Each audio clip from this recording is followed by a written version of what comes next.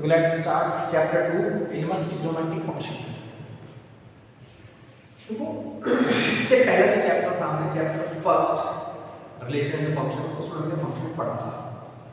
अब यहाँ पे फंक्शन दोबारा है लेकिन with trigonometric ratios, trigonometric identities के साथ हमें फंक्शन पढ़ना है।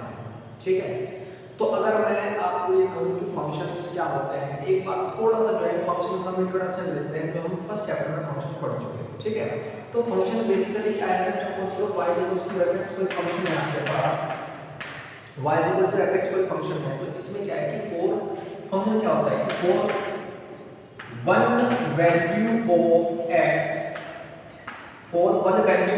x we cannot have two value of y। ठीक है, मतलब क्या हुआ कि x की एक वैल्यू के लिए दो y की वैल्यू नहीं हो सकती। अगर ऐसा है तो वो फंक्शन नहीं होता है ना। हमने इंट्रोडक्शन पार्ट में उसमें रिलेशन फंक्शन में चीज पढ़ी, रिलेशन फंक्शन में हमने चीज पढ़ी थी, है ना, रिलेशन फंक्शन वाले चैप्टर में। ठीक है, इन 11वीं क्लास के हमने फंक्शन का इंट्रोडक्शन हमने पढ़ा था ये चीज। ठीक है, तो किसी भी x की एक वैल्यू के लिए y की दो वैल्यू नहीं होती। ठीक है, मतलब अगर मैं आपको ऐसे समझाऊं कि ये ऐसे कि x की एक वैल्यू के लिए y की दो वैल्यू नहीं हो सकती, तो इट मींस ये जो है वो फंक्शन नहीं हो सकता। ऐसा हो सकता है कि x की दो वैल्यू के लिए y की एक वैल्यू हो जाए। ठीक है, ये क्या होता है, फंक्शन होता है। ठीक है, तो ये क्या था, ये क्या है कि बेसिक फंक्शन की डेफिनेशन थी कि कौन किस जो एक्सप्रेशन है उसको हम फंक्शन बोलेंगे, कुछ रिलेशन को फंक्शन बोलेंगे। तो फंक्शन क्या होता है कि x की आपके पास एक वैल्यू के लिए y की दो वैल्यू नहीं हो सकती, तो वो फंक्शन नहीं होता। हाँ, x की दो वैल्यू के लिए एक y की वैल्यू अगर है तो उसको हम फंक्शन बोलते हैं। ठीक है, वो फंक्शन होता है। अब हमने जो है जनरल फंक्शन के बारे में पढ़ा था। अब यहाँ जो है दो चीजें को पढ़नी है, मतलब वहां से एक तो क्या है कि ट्रिग्नोमेट्रिक फंक्शन, वहां हमने अलजेब्रिक फंक्शंस के बारे में पढ़ा था। हमारे पास जो फंक्शंस जो थे अलजेब्रिक फंक्शन थे उसकी फॉर्म में हमारे पास फंक्शन थे, तो उसके बारे में हमने पढ़ा था। यहाँ है ट्रिग्नोमेट्रिक फंक्शंस। तो ट्रिग्नोमेट्रिक फंक्शंस का मतलब क्या होगा कि उसमें हमारे पास ट्रिग्नोमेट्रिक रेशियोज आएंगे, ट्रिग्नोमेट्रिक आइडेंटिटीज आएंगी, वो फंक्शन ट्रिग्नोमेट्रिक फंक्शन होगा। अब उसके साथ साथ हमें क्या करना है, इनवर्स पढ़ना है उसका ना, उसका हमें क्या फाइंड आउट करना है, इनवर्स फाइंड आउट करना है। इनवर्स के बारे में हमें उसको पढ़ना है। तो इनवर्स जो है जो भी फंक्शन होता है वो फंक्शन, उस फंक्शन का इनवर्स जो है उन्हीं फंक्शन का इनवर्स हम फाइंड आउट कर सकते हैं जो फंक्शन इनवर्टेबल होता है। ठीक है, ये जो है लास्ट वाले चैप्टर में जो रिलेशन फंक्शन वाले चैप्टर में वो इसमें इस चीज का डिस्क्रिप्शन दिया है कि वो किस फंक्शन का हम इनवर्स फाइंड आउट कर सकते हैं। ठीक है, अभी आपके इस रिवाइज सिलेबस में से वो टॉपिक हट गया है, इनवर्स ऑफ फंक्शन हट गया है, तो वो फर्स्ट चैप्टर में आपको नहीं बताया गया था। तो ये यहाँ थोड़ा सा इंट्रोडक्शन उसको देना जरूरी है क्योंकि अभी हम यहाँ पढ़ेंगे इनवर्स के बारे में। ठीक है, तो इनवर्स ट्रिग्नोमेट्रिक फंक्शन में इनवर्स की अगर बात करें तो इनवर्स हम उन्हीं फंक्शंस का फाइंड आउट कर सकते हैं जो फंक्शन इनवर्टेबल होते हैं। ठीक है, इनवर्टेबल का मतलब क्या है कि इनवर्टेबल वो फंक्शन होते हैं जो फंक्शन 1 1 और प्लस 2, जो फंक्शन 1 1 और 2 दोनों होते हैं, ठीक है, उसको हम बोलते हैं बाइजेक्टिव फंक्शन। वो बोलते हैं बाइजेक्टिव फंक्शन, और बाइजेक्टिव फंक्शन ही इनवर्टेबल फंक्शन होते हैं। बाइजेक्टिव फंक्शन ही इनवर्टेबल फंक्शन होते हैं, और ऐसे फंक्शन का ही इनवर्स एग्जिस्ट होता है। ठीक है जी, तो ऐसे फंक्शन में क्या होगा, इनवर्स एग्जिस्ट होगा। तो इट मींस अगर कोई फंक्शन है और उसका हमें इनवर्स फाइंड आउट करना होता है, तो इनवर्स फाइंड आउट करने के लिए वो फंक्शन बाइजेक्टिव होना चाहिए। ठीक है, बाइजेक्टिव का मतलब वो फंक्शन 1 1 भी होना चाहिए और 1 2 भी होना चाहिए। ठीक है, 1 1 और 1 2 हम फर्स्ट चैप्टर में पढ़ चुके हैं कि क्या कैसे है 1 1 की कंडीशन, किस फंक्शन को हम क्या है 1 1 बताते हैं, किस फंक्शन को हम 1 2 उनकी कंडीशन के हिसाब से कैसे हम उसको चेक कर लेते हैं कि फंक्शन 1 1 और 1 2 है। ठीक है, तो एक फंक्शन जो 1 1 भी है 1 2 भी है उसको बाइजेक्टिव बोलते हैं। बाइजेक्टिव फंक्शन इनवर्टेबल फंक्शन होते हैं, उन्हीं का इनवर्स एग्जिस्ट करता है। ठीक है, तो अब यहाँ हम पढ़ेंगे ट्रिग्नोमेट्रिक के बारे में। ट्रिग्नोमेट्रिक का इनवर्स निकालेंगे, जो ट्रिग्नोमेट्रिक फंक्शन है उनके इनवर्स की हम बात करेंगे। ठीक है, उनके इनवर्स की हम बात करेंगे, कैसे उनके इनवर्स में हम क्या कर सकते हैं, उनके इनवर्स की वैल्यू हम फाइंड आउट कर सकते हैं। ठीक है, तो उसके लिए जो है हमें एक बात थोड़ा सा जो है वो अपनी ट्रिग्नोमेट्रिक जो आइडेंटिटीज है, ट्रिग्नोमेट्रिक रेशियोज है, थोड़ा सा उनकी डोमेन और रेंज की हमें बात करनी है। ठीक है, तो डोमेन और रेंज की अगर हम बात करें, जो हमारे पास ट्रिग्नोमेट्रिक रेशियोज हैं, जो ट्रिग्नोमेट्रिक आइडेंटिटीज है ना, साइन, कोस, टैन, ठीक है, साइन, कोस, टैन और हमारे पास कोण, सेक, कोसेक, इनके डोमेन और रेंज की हम बात करें। लास्ट में 11वीं क्लास में डोमेन और रेंज हमने जो है ट्रिग्नोमेट्रिक जो आइडेंटिटीज हैं, जो ट्रिग्नोमेट्रिक रेशियोज हैं, उनकी डोमेन और रेंज की हमने बात की थी। एक बार और इनवर्स से पहले एक बार हम और इसकी जो हमारे पास ट्रिग्नोमेट्रिक रेशियो है उनके डोमेन और रेंज की बात करें। ठीक है, तो देखो साइन, साइन के अगर मैं डोमेन की बात करूं, साइन की डोमेन होती है वो क्या होती है, साइन रियल नंबर। ठीक है, रेंज, रेंज क्या होती है, -1 से 1। ठीक है, क्लोज इंटरवल -1 से 1 जो है ज्यादातर हमने यूज की है, ज्यादातर सब बच्चों को पता भी होगा। रोज की अगर बात करें तो उसकी भी रेंज जो है वो सारे रेंज, डोमेन जो है वो सारे नंबर होती है, और रेंज इसकी भी क्या होती है, -1 से 1 होती है। ठीक है, 10 की अगर हम बात करें तो 10, देखो 10 जो है, 10 की जो रेंज होगी, ठीक है, वो क्या होगा, सारे रियल नंबर छोड़ के ऐसी वैल्यू जो के कोस को 0 बना रही है, क्योंकि 10 क्या होता है, 10 की अगर हम बात करें तो 10 क्या होता है, 10 क्या होता है, साइन अपॉन कोस। तो कोस जो है ना 0 होना चाहिए, है ना, कोस जो है वो डिनोमिनेटर में 0 होना चाहिए। तो कोस को 0 बनाने वाली वैल्यू को छोड़कर, कोस को 0 बनाने वाली वैल्यूज को छोड़कर सारे रियल नंबर की क्या हो जाएगी, डोमेन हो जाएगी। ठीक है, तो इसको हम कैसे लिखेंगे कि सारे रियल नंबर छोड़ के इसको x such that x equals to 2n plus 1 pi by 2। ठीक है, और where n belongs to z, मतलब क्या होगा इसमें कि देखो जो cos को 0 कौन बनाता है, odd multiple of pi by 2। ये पता है कि odd multiple of pi by 2 cos को 0 बनाता है, तो cos को odd multiple of pi by 2 वाली वैल्यू छोड़कर सारे रियल नंबर क्या हो जाएगा, इसकी डोमेन हो जाएगी। ठीक है, तो ये हमारे पास क्या है, 10 की डोमेन आ गई, और इसकी जो रेंज होती है वो सारे रियल नंबर होती है, सारे रियल नंबर इसकी रेंज होती है 10 की। ऐसे ही अगर हम कोड की बात करते हैं, ऐसे ही कोड की अगर डोमेन की हम बात करते हैं तो कोड क्या होता है, देखो कोड को अगर मैं लिखूं तो क्या होगा, cos अपॉन sin हो जाएगा। तो इट मींस sin जो है, sin 0 नहीं होना चाहिए, मतलब कि डिनोमिनेटर 0 होना चाहिए। तो sin को 0 बनाने वाली वैल्यूज को छोड़कर, sin को 0 बनाने वाली सारी वैल्यूज को छोड़कर सारे रियल नंबर इस कोड की डोमेन हो जाएगी, है ना। तो कोड की डोमेन की अगर हम बात करें तो सारे रियल नंबर किसे छोड़ते हैं, x such that x n पाई, क्योंकि n पाई पे sin 0 होता है ना, n पाई पे sin 0 होता है, where n belongs to z होता है। ठीक है, तो n पाई को छोड़कर, क्योंकि n पाई पे sin क्या हो जाएगा 0, तो n पाई को छोड़कर where n belongs to integer है ना, कुछ इंटीजर रखो आप तो उस वैल्यू पे sin 0 हो जाएगा, तो उन वैल्यू को छोड़कर सारे रियल नंबर इसकी डोमेन हो जाएगी कोड की। अब रेंज की बात करें इसकी कोड की, तो कोड की रेंज क्या होती है, कोड की रेंज सारे रियल नंबर की होती है 10 की तरह ही। ठीक है, ऐसे ही अगर हम सेक की बात करें तो सेक क्या होता है, सेक हो जाएगा 1 अपॉन cos। तो सेक 1 अपॉन cos हो जाएगा, तो cos 0 नहीं होना चाहिए, तो cos 0 कैसे होना चाहिए, तो जो डोमेन किसकी थी 10 की थी वही सेक की हो जाएगी, क्योंकि odd multiple of pi by 2 नहीं होना चाहिए बस। तो x is equals to 2n pi plus 1 pi by 2। ठीक है, इसको छोड़कर फिर n belongs to z।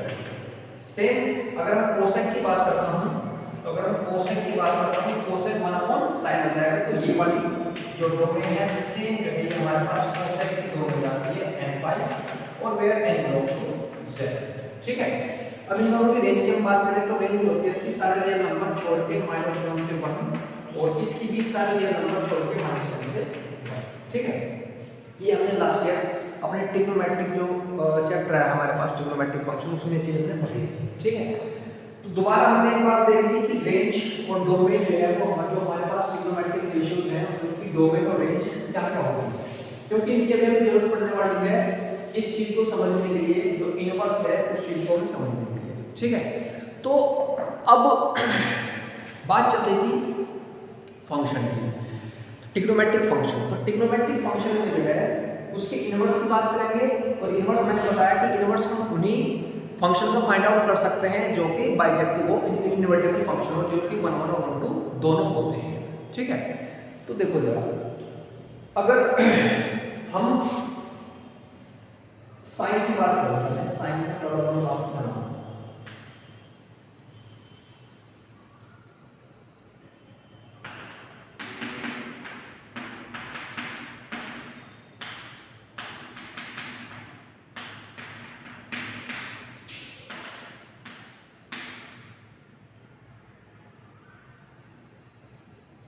Negative में लेके जाए इसको,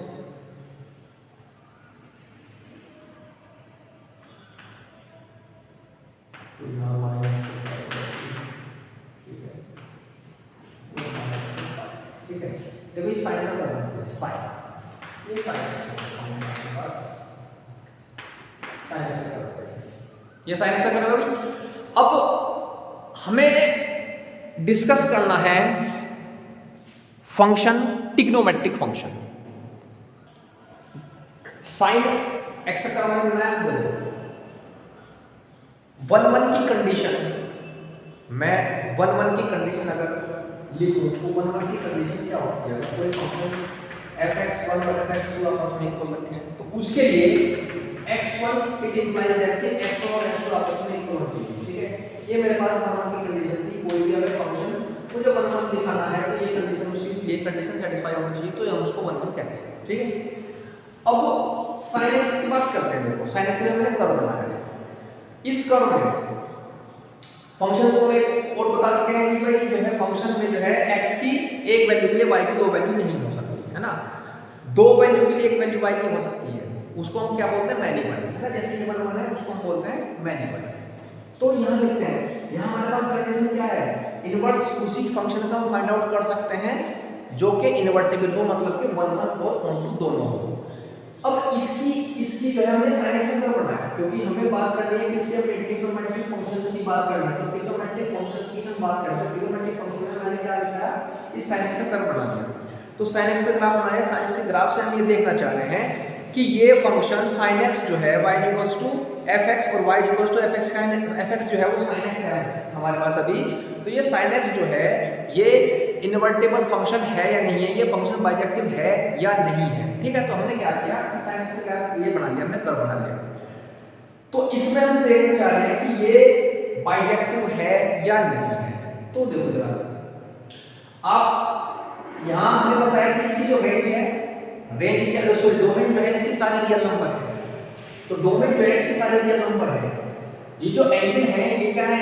सारी इसकी डोमेन, मतलब के सारे रियल नंबर, मतलब जो आपके पास है एंगल लिखा हुआ है 0 ये 0 है, माइनस इनफिनिटी से प्लस इनफिनिटी के बीच के जितने भी आप एंगल है इसकी सारी क्या हो जाएगी? डोमेन हो जाएगी, है ना। तो सारे रियल नंबर जो है वो एंगल के होते हैं। ये हम पढ़ चुके हैं कि कैसे रियल नंबर ये एंगल होते हैं सारे। ठीक है, तो अब रेंज की बात करें, इसकी रेंज हमें पता है -1 से 1 होती है। तो भाई ये इसकी हाईएस्ट वैल्यू हो गई और ये इसकी जो है लोवेस्ट वैल्यू हो गई, तो मींस -1 हो गया।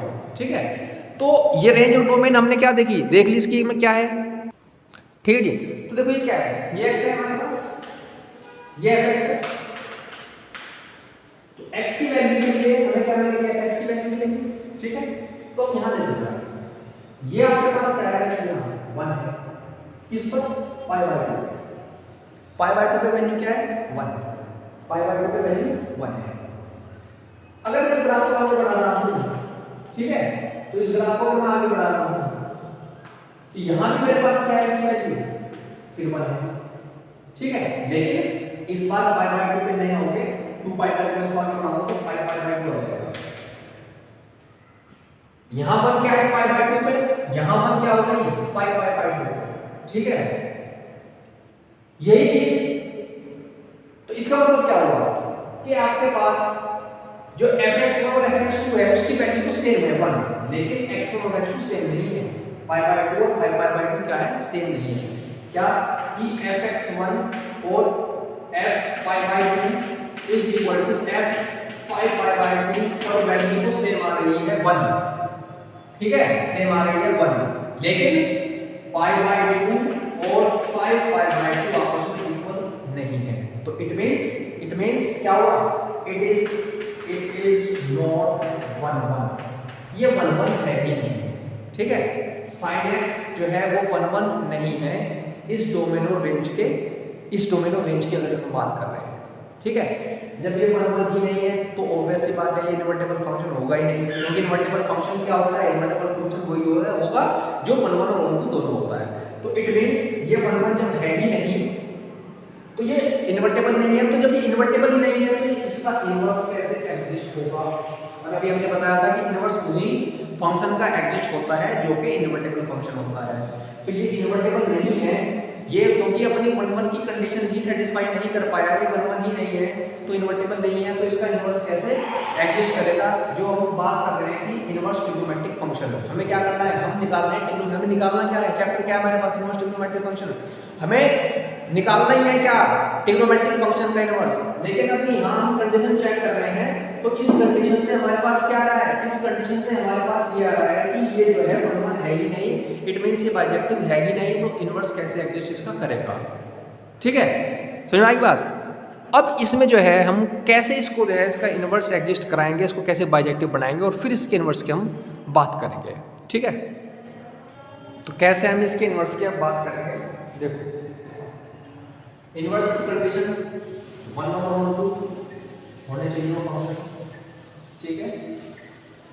इसको जो है ये हमें डिफरेंट वैल्यू दे रहा है, x की एक वैल्यू पे fx की या y की जो है जो हमें दो वैल्यू दे रहा है, 1 1 नहीं दे रहा है कंडीशन, है ना। आप इसको ऐसे चेक कर सकते हो, देखो जैसे ये है, ठीक है, फिर ये तो यहाँ तो fx की एक वैल्यू होगी, ये तो fx जो है यहाँ तो एक वैल्यू होगी जो भी होगी, है ना। और यहाँ वो वैल्यू x की दो वैल्यू है, ये वाली और ये वाली, ठीक है। तो ऐसे जो है ये क्या दे रहा है, ये जो कंडीशन है ये मैक्सिमम की कंडीशन है, ये 1 1 की कंडीशन नहीं है, इसलिए हम इसको 1 1 नहीं बोलेंगे। अब लेकिन हमें करनी है इसके इनवर्स की बात, तो इनवर्स की बात अगर हम इसकी करते हैं तो इनवर्स की बात करने के लिए हमें इसको बाइजेक्टिव बनाना पड़ेगा। तो इसको बाइजेक्टिव हम कैसे बनाएंगे, ठीक है। तो देखो बाइजेक्टिव बनाने के लिए हमें क्या है, इसकी जो डोमेन है उसको रेस्ट्रिक्ट करना पड़ेगा, ठीक है। डोमेन को रेस्ट्रिक्ट करके हम इसको बाइजेक्टिव बनाएंगे, मतलब कि एक छोटे से स्पेन की हम बात करेंगे। अभी सारे नियमों की बात बना करके हम क्या करेंगे, एक छोटे से स्पेन की बात करेंगे, उस छोटे से स्पेन में ही इसको हम बाइजेक्टिव दिखाएंगे और उसी डोमेन और रेंज के हिसाब से फिर हम जो है उसका इनवर्स फाइंड आउट करेंगे, ठीक है। तो अगर हम इसकी बात करते हैं तो ये आपके पास क्या था, ये यहाँ π/2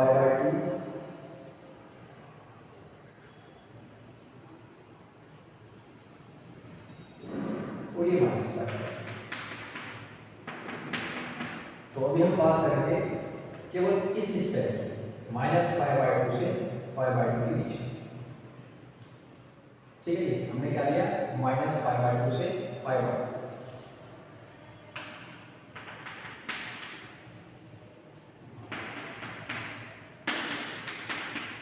ठीक है।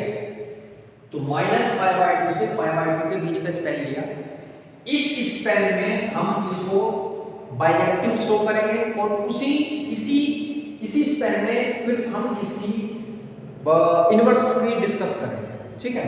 तो देखो अगर हम इससे यहाँ से यहाँ तक की हम बात करेंगे तो ये हमारे पास ये क्या है, f है, x है, ये fx है। तो अगर आप देखो कि अलग अलग वैल्यू पे x की अलग अलग वैल्यू पे हमें fx की अलग अलग वैल्यू मिलेगी, या कह सकते हैं कि fx की अलग अलग वैल्यू हमें x की अलग अलग वैल्यू देगा, ठीक है। तो देखो अगर हमें fx यहाँ है, ये कोई वैल्यू है मेरे पास fx की, तो यहाँ पे x की वैल्यू क्या होगी। अगर यहाँ मैं बात करूँ तो यहाँ डिफरेंट होगी, यहाँ की बात करूँ तो यहाँ में डिफरेंट होगी, यहाँ की मैं बात करता हूँ तो यहाँ मेरे पास डिफरेंट होगी, है ना। यहाँ की मैं बात करता हूँ तो यहाँ मेरे पास डिफरेंट होगी। तो आपके पास आप यहाँ से यहाँ तक किसी भी पॉइंट पे अगर जाते हो तो आपको x की डिफरेंट वैल्यू के लिए fx की डिफरेंट वैल्यू मिलेगी, ठीक है।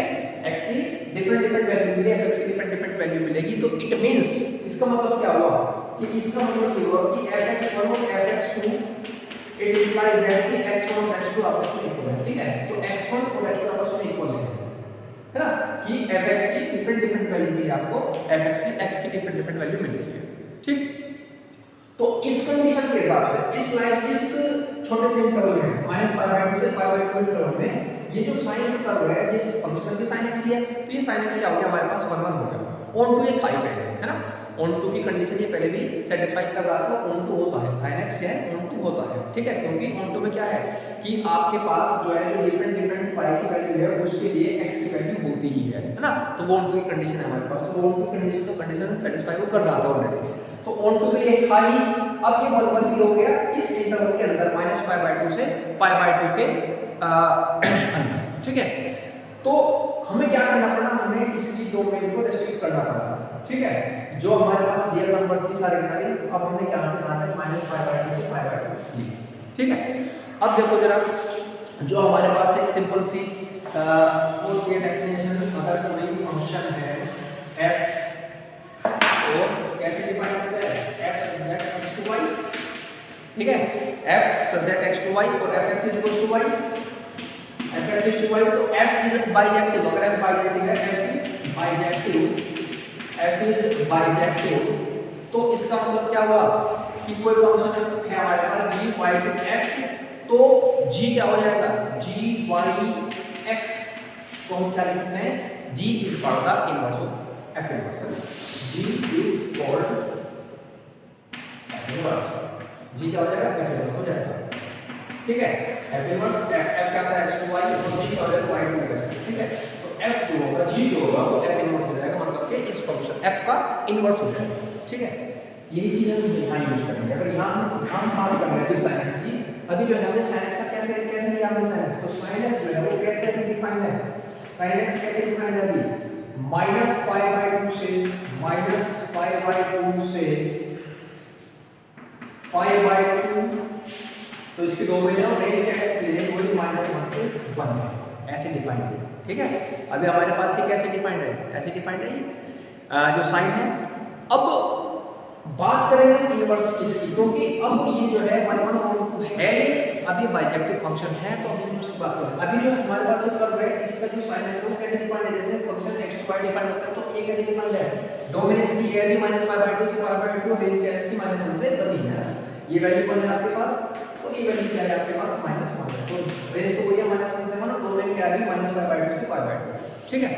तो अगर मैं इसके इनवर्स की बात करता हूं, जैसे मैंने यहां बताया आपको कि किसी भी बाइजेक्टिव फंक्शन का अगर इनवर्स लिखे तो क्या हो जाएगा, उसका डोमेन और रेंज क्या हो चेंज हो जाएगी ना, तो इट मींस अगर मैं इसके इनवर्स की बात करता हूं sin के, अगर मैं इनवर्स की बात करता हूं तो sin इनवर्स x अगर मैं लिखूंगा, sin इनवर्स जो है तो उसके अगर मैं डोमेन और रेंज लिखूंगा तो क्या हो जाएगी, -1 to 1 से लेकर -π/2 to π/2, ठीक है। तो ये हो जाएगी इनवर्स, sin इनवर्स की बात करें x की, तो sin x की, तो एक जो हमने sin x ये कम जो बनाया था हमने sin x का बनाया था, sin x की हमने डोमेन और रेंज रेस्ट्रिक्ट करके इसको बाइजेक्टिव बनाया। अब हम इसको बाइजेक्टिव बनाने के बाद हम इसी के रेस्पेक्ट में sin इनवर्स x लिख रहे हैं, क्योंकि अभी बाइजेक्टिव बन चुका, तो sin इनवर्स x की जो डोमेन और रेंज हो जाएगी वो क्या हो जाएगी, अब -1 से 1 से -π/2 to π/2, ठीक है। ये इसकी क्या हो जाएगी, ये इसकी डोमेन और रेंज हो जाएगी किसकी, साइन इनवर्स फंक्शन की जो डोमेन और रेंज है वो ऐसे हो जाएगी, ठीक है। तो इनवर्स की डोमेन और रेंज हम कैसे रेस्ट्रिक्ट करके उस डोमेन को उस इनवर्स की डोमेन और रेंज लिखेंगे ना, जैसे ये तरीका क्या था, sin x = y होता है, और ये अगर बाइजेक्टिव है तो हम उसको बाइजेक्टिव बना देंगे, इस बाइजेक्टिव ये बाइजेक्टिव, तो इट मींस ये क्या हो जाएगा, sin इनवर्स y = x, ठीक है। तो इसके लिए डोमेन और रेंज क्या हो जाएगा, इसकी ये हो जाएगी, ठीक है।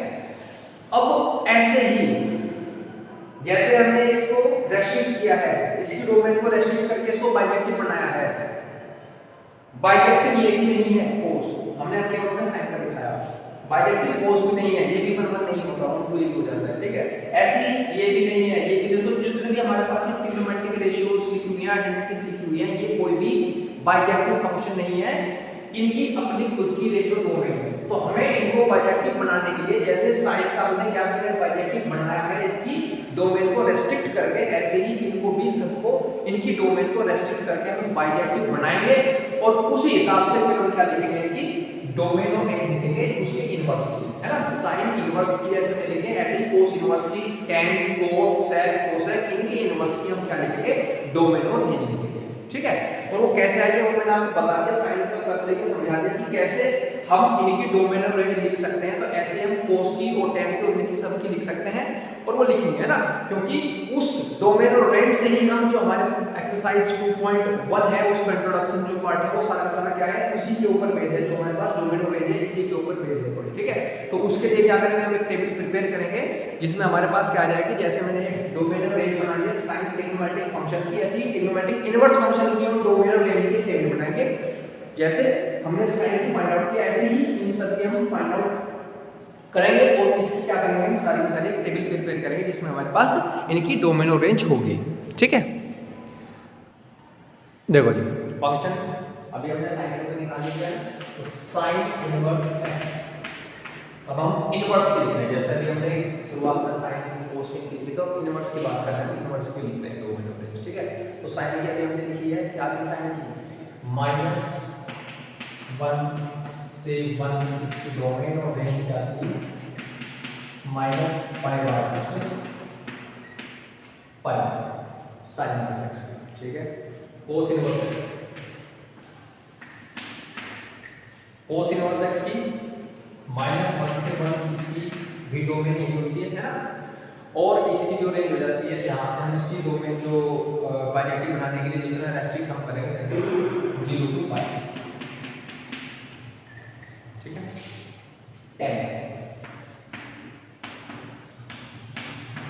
10 इनवर्स x की डोमेन, 10 इनवर्स की डोमेन होती है सारे ये नंबर, ठीक है। और रेंज क्या हो जाएगी इसकी, रेंज हो जाएगी इसकी -π/2 से π/2 with open interval, with open interval, ठीक है। कोट की अगर हम बात करें, कोट इनवर्स x की रेंज इसकी भी सारे रियल नंबर ही होगी, ठीक है। और डोमेन जो है वो रेंज जो है डोमेन सारे नंबर होगी, रेंज जो है इसकी 0 से π विद ओपन इंटरवल, ठीक है। सेक इनवर्स x की जो रेंज होगी वो होते हैं सारे नंबर देके छोड़ के इसको -1 से 1, ठीक है, क्योंकि उस पे उसकी वैल्यू क्या है वो डिफाइन हो जाएगी। इसकी जो डोमेन होगी वो क्या होगी 0 से π, 0 से π, 0 से π, 0 से π, लेकिन π/2 को छोड़, ठीक है, क्योंकि π/2 पे क्या हो जाएगा, सेक है 1/cos होता है, cos में क्या होता है π/2 में 0 बन जाएगा, ठीक है। तो नोट डिफाइन हो जाएगा, इसलिए 0 से π और π/2 को छोड़ दो, ठीक है। ऐसे अगर हम कोसेक की बात करते हैं, कोसेक की बात करते हैं तो कोसेक इनवर्स x इसकी जो डोमेन होगी सेम होगी, ये सारे रियल नंबर छोड़ के -1 से 1, ये तो उसकी हो जाएगी डोमेन। रेंज इसकी भी क्या होती है हमारे पास -π/2 से π/2, -π/2 से π/2, लेकिन 0 को छोड़ता है, क्योंकि 0 पे साइन होने का मतलब है 1/cos से क्या होता है 1/sin, ठीक है। तो ये क्या हो जाएगी, ये हमारे पास जो इनवर्स है ना, ये हमारे पास जो इनवर्स है और उनकी डोमेन और रेंज है, ठीक है।